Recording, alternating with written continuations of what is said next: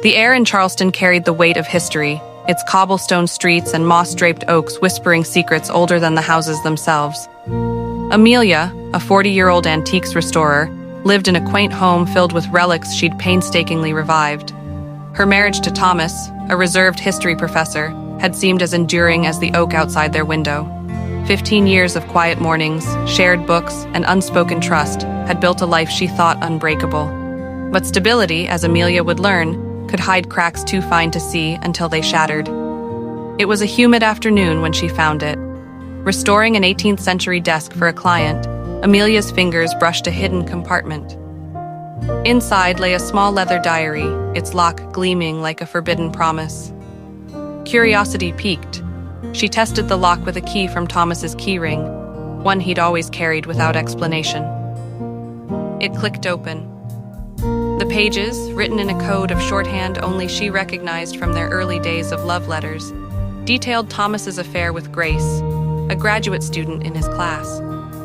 Each entry was a knife: stolen moments in his office, clandestine dinners, lies about late-night grading.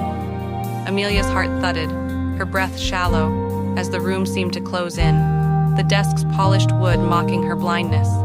She didn't cry. Not yet. Instead, she sat in the dim workshop, the diary heavy in her hands, its words burning her from the inside. Thomas, with his soft smiles and scholarly air, had built a secret life. The betrayal wasn't just in the act, but in the meticulous deception, the way he'd used their shared past to hide it. Amelia's first instinct was to confront him, to scream, to shatter the illusion. But something colder, sharper, took root. She wanted him to feel the weight of his own secrets. For days, she watched him. His routines, morning coffee, distracted nods, late returns, now carried a sinister edge. She studied his glances at his phone, the way he lingered over Grace's name in class schedules. Amelia didn't confront him. Instead, she began leaving clues. A single diary page slipped into his briefcase, folded among lecture notes. A cryptic note in his shorthand, left on his desk. "I know what you hide." Thomas grew paranoid, his eyes darting, his hands trembling when he thought she wasn't looking. Grace, sensing exposure, became distant, her texts to him curt. Amelia watched their unraveling from the shadows, her silence a weapon.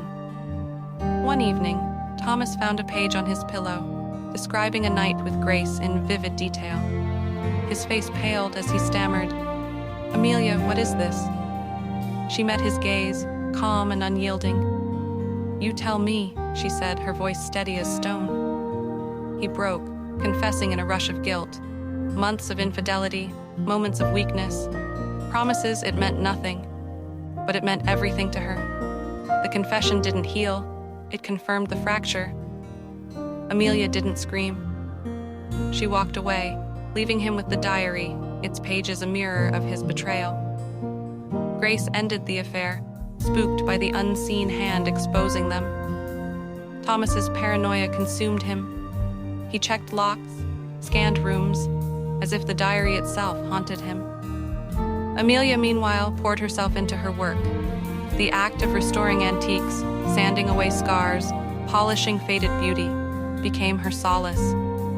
She spent hours in her workshop, the scent of varnish grounding her. There, she met Paul, a fellow restorer who'd lost his wife to illness years before. His quiet strength, the way he handled broken things with care, felt like a language she'd forgotten. Paul didn't pry. He listened when she spoke of betrayal, his nods free of judgment. They worked side by side, reviving a cracked mahogany table, their hands brushing occasionally, sparking warmth Amelia hadn't felt in years. She didn't rush into anything.